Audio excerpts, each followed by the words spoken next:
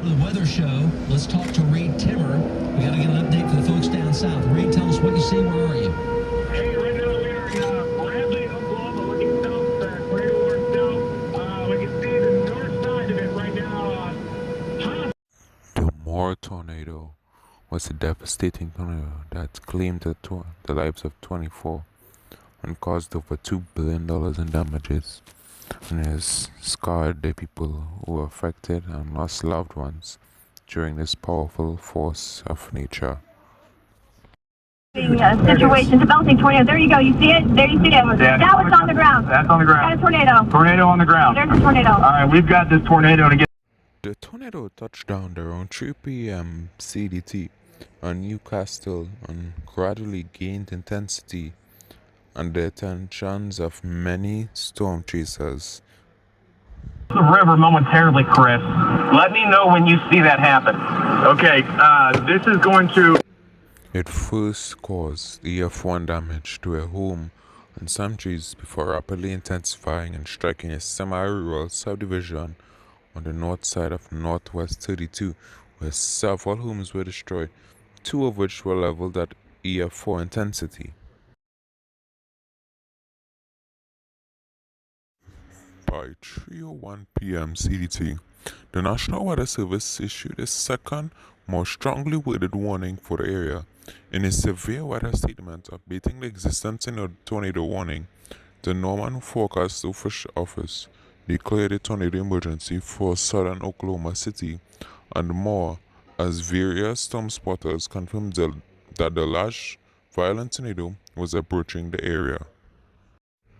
As the storm got bigger, it got EF3 intensity and maintained it while it crossed the Canadian River into Cleveland County, and the decommissioned US 62 US .277 bridge was severely damaged.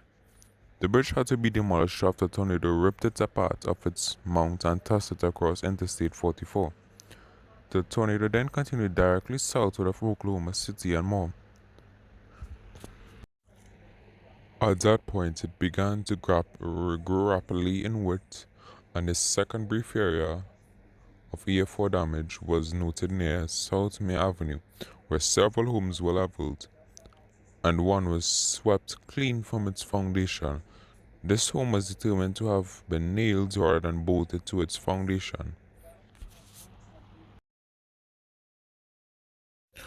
The tornado weakened briefly to an EF3 before re-intensifying to EF4 intensity near Foreman Drive, flattening several homes as it moved through mostly rural areas south of Southwest 149th Street.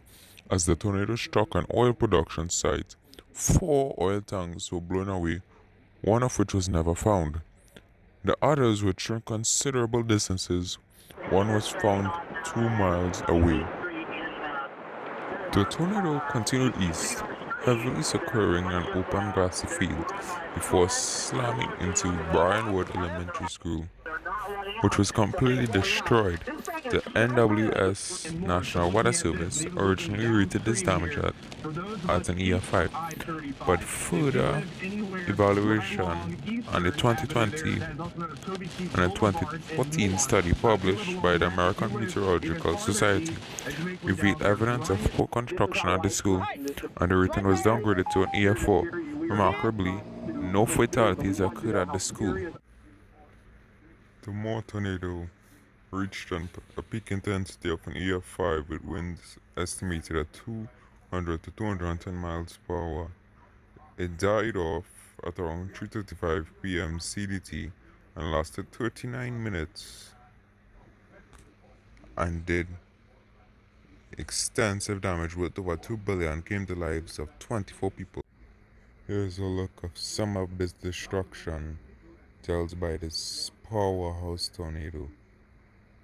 These images haunt the people that went through this horrible experience.